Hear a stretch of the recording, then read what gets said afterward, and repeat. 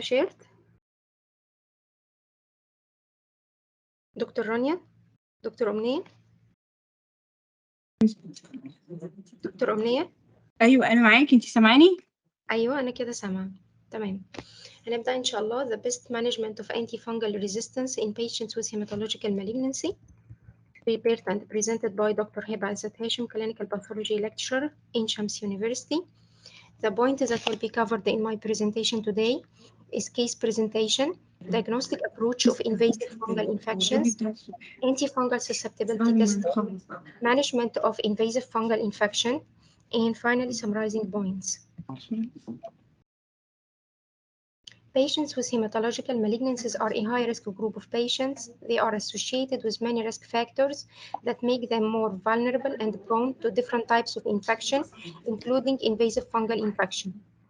Invasive fungal infections are associated with high mortality and morbidity rates among those patients, and this problem is higher in the antifungal resistance circumstances, with high mortality rate reaching up to 90% in most of the cases.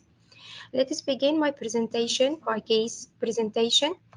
18 years old male patient presented to the clinic with easy fatigability, pallor, bleeding tendency. He was diagnosed as AML. A course of the chemotherapy was started. The patient was in need for hematopoietic stem cell transplantation as a life-saving treatment option. Matching with related donor was done until the matched HLA type was selected. The patient was prepared for hematopoietic stem cell transplantation, and after the transplantation has already done, the patient developed fever, febrile neutropenia for 7 days, not improved by the antibiotic administration. The CT chest was done like it is evident here. This is the first CT chest showing a single fungal lesion, solitary fungal lesion on the CT chest. So the treating physician began the antifungal therapy on empirical base and follow up the patient. After time, the CT chest on the follow-up showing multiple lesion rather than single lesion. So how we can manage such case? And what is the possibility of the second CT chest finding? Why the disease is progressive rather than regressive? That's what we call it breakthrough invasive fungal infection. And the breakthrough fungal infection can occur due to many possibilities that we should consider. This may be due to invasive mold disease by sensitive Aspergillus species, but the problem is low serum drug concentration present in the serum. And actually, the drug calculation for such clinical condition should be occur in coordination and collaboration with the infectious diseases consultant, or maybe due to the infection present on a hidden site. The second main possibility, which is my concern here in this presentation, is the azole-resistant Aspergillus species. This resistance may be due to acquired or intrinsic resistance. Another possibility for such flare-up of the disease may be due to non-Aspergillus mold, which is intrinsically resistant to the azoles from the start, like Mucormycosis, Fusarium, Scedosporium. So the diagnosis to the level of species identification and the proper diagnosis is very important to avoid such clinical situation. Another possibilities including severe bacterial infection like Pseudomonas aeruginosa, Stenotrophomonas, Klebsiella pneumoniae, and Mycobacterium nocardia. So these possibilities should also be in consideration, not just fungal infection. They may be severe bacterial infection also. According to the National Comprehensive Cancer Network, the NCC guidelines, prevention and the treatment of the cancer-related infection, they emphasize in many points during their declaration that the dosage calculation and the therapeutic drug monitoring should be done in conjugation with involvement of infectious diseases expert. Let us discuss this topic thoroughly. The challenges associated with the diagnosis of invasive fungal infections are many, and on the top of the list, this occurred due to non-specific clinical symptoms. Actually, patients with pulmonary aspergillosis, pulmonary cryptococcosis, pulmonary zygomycosis, and pneumocystitis pneumonia, all of them are associated with shared common clinical manifestations. All of them have cough, fever, shortness of breath. and even shared imaging finding in many clinical circumstances, like here, the halo sign, which is pathognomonic for the invasive pulmonary aspergillosis, is also shared and can be seen in patients with invasive pulmonary zygomycosis. So each of these diseases is associated with a special protocol of management that differ from each other. So the diagnosis of invasive fungal infection to the level of species identification is one of the critical steps for better management and for the rational use of the antifungal medication. Regarding the microbiology lab, and from a microbiology point of view, the traditional culture techniques is associated with many limitations, including a long time for the fungi to grow. Sometimes the result of the fungal culture released as positive result, but actually after the patient has developed irreversible complication or even death, so the time is very critical in such a clinical situation. The point is that I need to be considered here that improving the diagnostic tools will improve the management for sure and the patient outcome. Earlier proper diagnosis is associated with better outcome in decreasing the antifungal resistant development. What about the magnitude of the antifungal resistant problem in our hospital and in Egypt? There is no documented data or statistical analysis about the antifungal resistance incidence or prevalence in our country, but the problem is sound to be emerging and increasing. The spread of the antifungal resistance has many causes and attributing factors that we have to discuss it together. Firstly, the abuse of the antifungal medication. And actually, this problem occurred due to a lack of the confirmed diagnosis and delayed laboratory result of the traditional culture techniques. Second point, this antifungal resistance occur due to the unavailability of the antifungal susceptibility testing. The antifungal susceptibility testing has already introduced in many European centers. Here in Saudi Arabia, it is available on the routine daily basis in many healthcare facilities. Additionally, limited medications. We have only three major classes of antifungal therapy are commonly available, unlike the antibiotics. So stewardship to save these life-saving drugs is recommended, as the lectures also said this previously. COVID infection increased the incidence of fungal infections in general, and this increased the use of the antifungal therapy and hence contributed to the antifungal resistant development. There is a special point that I need to be considered here. I will begin by the Aspergillus, which is the most common organism and fungal infection being considered in patients with hematological malignancies. Azole resistance Aspergillus is present, and even pain resistance to azole is now reported, and this is according to the CDC declaration last year. It represents a major medical problem, especially in patients with other or underlying diseases like kappa patient and like patients with hematological malignancies, and the mortality rate actually increasing from 30 or 50% to 90% with azole resistance. The usage of the azole for the agriculture purposes result in the spreading of the spores in the environment, and hence inhalation, even if the patient himself is not exposed to this type of the antifungal medication. So I need to stress here in this point that the presence of the fungi as a colonization, making the culture, the traditional culture alone, is not the suitable diagnostic methods. So we have to make a combination and supplementation of the traditional culture method with other indirect methods, at least one of them, to confirm the pathogenicity of the isolated organism. Regarding the Candida, which is the second most common organism isolated from patients with hematological malignancies and the first organism to be isolated from ICU patient, Candida auris is present as a colonization, and it's present in our skin without clinical manifestation. I mean that it is easy transmissible. According to the CDC declaration, 7% of the Candida in general associated with antifungal resistance, but the Candida auris is specifically associated with higher rate of the resistance. 90% of them associated with the resistance to one or more antifungal medication. 40% of the Candida auris are resistant to two antifungals or more, and this problem is sound to be emerging, increasing, discussed worldwide, especially during this year in many international conferences, the antifungal resistance for the Candida auris. In addition, the irrational use of the antifungal medication associated with the disruption of the biological barrier of the normal flora, making the opportunity for the resistant candida auris to take the upper hand and spread easily in higher number. There is candida with pan antifungal resistance, even resistant to the antiseptics that we use to disinfect in our hospitals being reported. What about the mucormycosis? Mucormycosis is not common, but it is not rare. It is present in our hospitals, in the ICU patient, in the wards, actually, in the hematology department. The mucormycosis is special predilection, especially for the rhinocerebral affection, but still the pulmonary skin infection in the intestinal and CNS still reported. Patient actually associated with diabetes, hematological malignancies, post-transplantation, either bone marrow transplantation or solid organ transplantation, all of them make more vulnerable and prone to the infection with mucormycosis.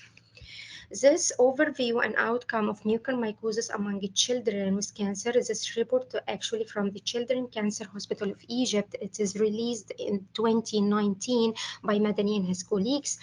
They did a survey analysis through the electronic record survey from 2007 till 2017 through 10 years duration, searching through the system, the analysis, the systematic analysis. They reached to the 45 patients with proven mucormycosis reported in Children's Cancer Hospital of Egypt. And they reported the main cases, which is actually, I will discuss these two cases specifically. This figure demonstrate patient, the first one demonstrate patient with acute myeloid leukemia. He was under voriconazole prophylaxis, newly developed pulmonary consolidation patch. It is evident here in this figure. Patient was under voriconazole, progressive bone destruction has occurred, and vertebral erosion. It is evident in this CT chest finding. CT guided biopsy taken, and the pathology showed mucormycosis. Shifting from voriconazole to liposomal amphotericin B, which is a drug of choice for the mucormycosis, at the dose 5 mg per kg per day. This result into marked response in clinically and radiologically in the follow-up CT. Again, another case was acute myeloid leukemia. He was under mecafungin prophylaxis. The patient developed abdominal pain and tenderness. The treating clinician started broad-spectrum antibiotic, but the patient was deteriorating. On the day 21 chemotherapy, progression of the clinical and radiological finding, surgical exploration was done, pathology was proven that it is mucormycosis, and after the patient received liposomal amphotericin B and resection anastomosis has done, the patient improved, and this is evident in the CT abdominal finding. What about the cryptococcus? Is not common, but it is present in our hospitals. This is a documentation from a case from our lab with cryptococcal infection. I will stress here that the cryptococcal infection not just can be diagnosed by the traditional culture, by the microscopic examination, but also by chemical reaction in the ink stain can prove the result, can prove the diagnosis. Additionally, the implementation of the cryptococcal test antigen latex antigen test, in addition to the molecular techniques in the biofire, all of this and the film array, all of them increasing the diagnostic performance and our diagnostic yield for the cryptococcus enhanced better management, because especially all of this fungi and associated with special protocol for the management. For example, cryptococcus associated is the drug of choice is flucytosine, and there is a resistance to other antifungal medications. So let us summarize this point of my presentation by telling you that the diagnostic approach of invasive fungal infection as recommended by many European centers, it should include direct tests, including culture, direct microscopic examination, histopathology, in addition to at least one of the indirect methods, including the galactomannan, BDG, beta-glucan, polymerase chain reaction, and lateral flow assay. Early diagnosis is very important in our critical situation for better management, and as recommended by many European centers, that the turnaround time after releasing the result, it should be for the serological tests for the galactomannan and the BDG, it should be within 24 hours up to 48 hours at maximum, not more than. Regarding the fungal culture media, we have a many culture media, including sabrodextrose agar, inhibitory mold agar, microbiotic, and the brain heart infusion, and each of them have specific specifications and can be used on our lab. And we have to know that we need to make species level identification by using different modalities, by the ABI, by the chromogenic agar, by the chromogenic media, by the chromogenic agar media, by the oxocolor biochemical reaction, and by the VITEC, by the MIC, by using AST card, and by using the ID identification card. All of them will help us to reach to the specific, to the species level identification, which help to know the antifungal resistant pattern from the start. For example, Candida krusei is associated with intrinsic resistance to the antifungal medication, especially the echinocandin. Multi-DOF. Multi-DOF help also in the diagnosis, but the problem is the processing of the samples. Fungital test is the recommended one regarding the BDG test, the beta-D-glucan. It can help in the diagnosis of invasive fungal infections, including Candida, Aspergillus, and pneumocystitis, but there is some drawbacks and some disadvantages that should be discussed with the treating clinicians. Regarding the laboratory diagnosis of Aspergillus, as I mentioned, galactomannan is galactomannan, BDG, PCR, and the lateral flow assay. These indirect tests can be used, but the galactomannan is a specific test for the Aspergillus rather than the other fungal species. PCR and the lateral flow assay associated with high sensitivity and specificity, reaching up to 100% according to some publications. Serological markers like galactomannan and BDG tests are important cornerstone for the diagnosis of invasive fungal infection, and this is according to the EASA guidelines declaration 2021 in correlation with the patient clinical manifestation and the course of the patient disease. Additionally, the molecular techniques are associated with the high sensitivity and specificity for the diagnosis of invasive fungal infection, especially if the results are combined with the result of the serological marker. Hence, the molecular technique are recommended to be routinely available in our hospital for better outcome for this high-risk group of patients. Regarding the disadvantage of the galactomannan BDG in the PCR, we have to know that there is a false positive results and the false negative. For example, if our patient treated with a beta-lactam antibiotics, augmentin, for example, this will result into false positive result for either the galactomannan or the BDG. Additionally, there is a false negative results, especially for the BDG in cases of a patient with a localized lesion, localized Aspergillus lesion. This may result into false negative result. It also negative for the Cryptococcus in the zygomycosis. So the interpretation of these tests, the serological tests, should occur in correlation with the patient clinical conditions and in combination and in cooperation with the treating physician until reach the proper diagnosis. There is a wide variety of the diagnostic performance for the BDG test between the different literature, but in general, the diagnostic performance in the term of the sensitivity and specificity ranging it associated with a medium diagnostic performance between 60 to the 80. This study was done in our hospital in the hematology department regarding the valuable role of the BDG test in the diagnosis of invasive fungal infection in patients with hematological malignancy, and they also reported a medium diagnostic performance in the term of the sensitivity and specificity. And the final recommendation is that it can be introduced in our routine lab to be used by the provider knowledgeable of both the advantage and the limitation of the test being tailored to each patient for best clinical judgment. Lateral flow assay still help. It is recommended to be used on the routine daily basis by different European centers. Here in Saudi Arabia, it is used as a bedside test, like the pregnancy test, help greatly the treating physician for the diagnosis of Aspergillus at a very rapid time. What about the molecular techniques? We have a many questions while we implement this technique in our hospital. When to use, for which patient, and why and how we can perform, which technique we will use. We need a pan-fungal technique because we don't know which species in which pathogen is contributing for this invasive fungal infection. So we have to use pan-fungal technique like multiplex PCR and reflect. This panel that is used in Children's Cancer Hospital of Egypt, and it is available actually at their hospital, including a wide panel for covering the aspergillus with different species, the most common species, Candida, mucormycosis, and Cryptococcus. And the sensitivity and specificity is high, but the point is that the sample should be fresh sample to be processed. It can done on the bronchoalveolar lavage sample, tissue, vitreous, and CSF samples.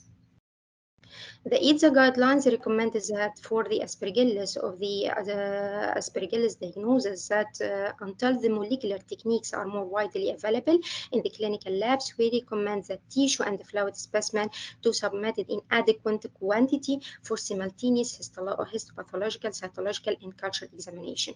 But in case of antifungal resistance, species identification by molecular method should be implemented. For the candida, they also recommended the serological tests to be used, like BDG tests, in addition to the molecular techniques. And they highlighted that the strengths about the limitation of each test of these serological markers should be interpreted in the context with the patient clinical situation. Regarding the mucormycosis has a special workup different from the previous aspergillus and candida because sampling is a method of a choice either by the microscopic examination, by the culture, and by the molecular technique. The serological marker, including the galactomannan and the VDG, has a low diagnostic performance for the identification of the mucormycosis. So the culture is very important for the diagnosis of such a disaster disease. The second main point of my presentation is the antifungal susceptibility testing. It can be done by different methods, including disk diffusion method, e-test, broth microdilution for MIC testing, either by the VITEC with using AST card or can be interpreted manual and semi-automated, and fungi test panel. The disk diffusion method is available for the yeast and can be interpreted, and the chromogenic agar media, as I mentioned, can be used for species identification also. For the mold, the disk diffusion is done, but it is in limited, it occurs in the limited center, and the problem is that there is no proven zone diameter for the mold diseases and for the mold fungi to be interpreted in the CLSI or the UCAS till now, and they're just present in limited centers. And regarding the antifungal susceptibility testing using the fungi test panel that is available, the fungi test panel can be used, and according to the change of the color of the Redex indicator, the gross assessment can occur, which based on the reduction of the colored indicator, which turn the medium from the blue to the pink, and according to the change if the pink color observed, this means that the growth happen in this well, and this means that this microorganism is resistant to this antifungal medication. Regarding the microdilution method and its preparation, we have to stress here about that mixture of the organisms shouldn't be tested. Prepare standard inoculum, and using this inoculum with special incubation time different according to the species. Longer time will be needed for the Cryptococcus neoformans, for example. Then taking the microtiter plate, making the numbering of the well, and preparing the antifungal medication like the antibiotic preparation also, making the antibiotic or antifungal here, the antifungal solutions, and separating into different allocates for the minus 60. Then putting the different concentration of the antifungal medication here, testing with the same standard concentration of the organism being prepared. And here we can interpret this plate manually by the visual inspection, or we can use plate reader by the semi-automated plate reader to know the antifungal susceptibility for the different antifungal medications. Either, and according to the color, we can know is it susceptible, intermediate, resistant, or not. See, breakpoints for the Candida species, we have to stress here that a lab should no longer be using the old general breakpoints for the Candida species published in the CLSI M27S3 document. We have to replace it by the M27S4 for the most common Candida species, and this is updated by the CLSI. The final point of my presentation regarding the management of invasive fungal infections in patients with hematological malignancy. The management of the patient with hematological malignancies, including risk stratification of the patient, to know which protocol we will follow according to the presence or not of the diagnostic modality. If we have a positive result for the galactomannan or the PDG, so we will adopt the preemptive therapy. But if we have a proven positive culture result or histopathology, so we will get into another protocol. So the diagnosis is very important to know which protocol will adopt and for better management of the patient. There is different classes, as I mentioned, for the antifungal medications, and there is new generation of antifungal medications being introduced in the markets, including risafungins in the since 2021. But the problem of this actually antifungal medication is the drug-drug interaction with the chemotherapy used with the patient with the hematological malignancy. And here, this is a point of the infectious diseases consultant and expert to calculate the dose at the proper dosage to avoid the drug-drug interaction. Regarding the prophylaxis, there is many prophylaxis protocols, including the ECOL guidelines, the NCC guidelines, and the ESA guidelines. But I will here skip that point. I will just highlight that these guidelines for antifungal medication is used in the Children's Cancer Hospital of Egypt. Until now, in our hospital, in the hematology department, we don't have a special protocol for the management of the invasive fungal infection because we don't have the diagnostic level until the proven diagnosis of the invasive fungal infections. And so most of the treating clinicians depend on the empirical treatment rather than the proven diagnosis. Protocol of the management of the invasive fungal infections, including in the top of the list the voriconazole as an alternative drug. The liposomal amphotericin B can be used in the cases of antifungal resistant cases. Here, according to the ESA guideline, again, the primary line for the management of invasive aspergillus, including the voriconazole, but the alternative is amphotericin B or isavuconazole in cases of the antifungal resistance.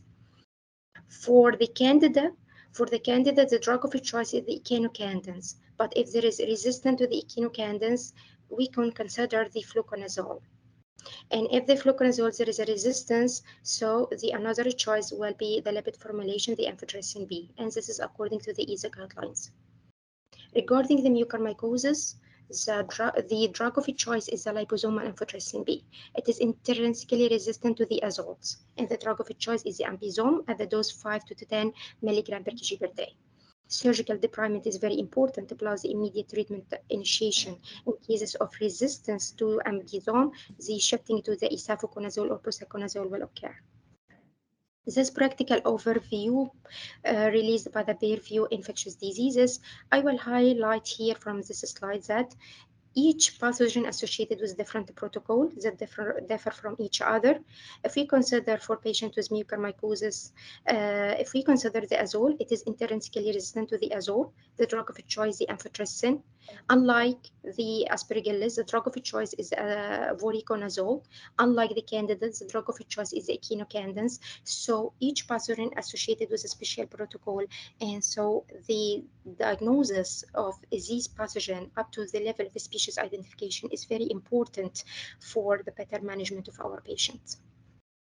So summarizing points, invasive fungal infections are associated with high mortality and morbidity rates among patients with hematological malignancy. And this problem is higher in the antifungal resistant circumstances with higher mortality rate, reaching up to 90% in most of the cases. Management of infections in hematological malignancy is a multidisciplinary approach. Infections may be caused by a wide variety of causative pathogen, bacterial, fungal, viral, to be confirmed or excluded by using novel in addition to the traditional diagnostic modalities. The protocol for the treatment of the invasive fungal infection differ according to the diagnosis, the causative pathogen, the availability of the antifungal medication, the resistant pattern in the underlying disease. The drug-drug interaction dilemma should be considered by the infectious diseases consultant. Early diagnosis is important for better management. Turnaround time is very critical, and the time is everything in this critical situation. Management of the limitation of the diagnostic modalities and the obstacles that we have are including rapid positive result notification and processing, comprehensive mycology sheet being available with each sample, high diagnostic efficacy mortality, forces of the false positive the treated, the availability of the different diagnostic modalities, including the combination, the communication with the other hospital to make a central mycology lab with all facilities. Example, the communication with the Children's Cancer Hospital of Egypt to make the molecular techniques available if we have a limitation to make this available in our hospital. Improve the laboratory workup of the specimen until reaching to the confirmed diagnosis. And finally, the educations and scientific meeting with the staff, with the resident doctor of both the hemato-oncology department and the clinical pathology to know about the new diagnostic methods and the available diagnostic option that is helpful for the diagnosis and their limitation, both false positive and false negative interpretation, like the PDG test and the molecular techniques. Coordination and the collaboration between the physician and the clinical pathology department to encourage the fungal culture sensitivity implementation should be highlighted, and to make a good policy for the management fitting our healthcare facility is very important step. And final slide, antifungal drug resistance is an emerging medical problem that emphasizes the rational use of antifungal medication. And this is very important through implementation of stewardship to limit the use of the antifungal therapy should be guided by the international updated guidelines to be tailored according to our facility and the epidemiological distribution of the antifungal resistant pattern that we have. Diagnostic modalities of the fungi in general and the antifungal resistant detection specifically have many limitations and diagnostic obstacles that should be discussed and treated. Here I finished my presentation. Thank you for your attendance and thank you for your listening.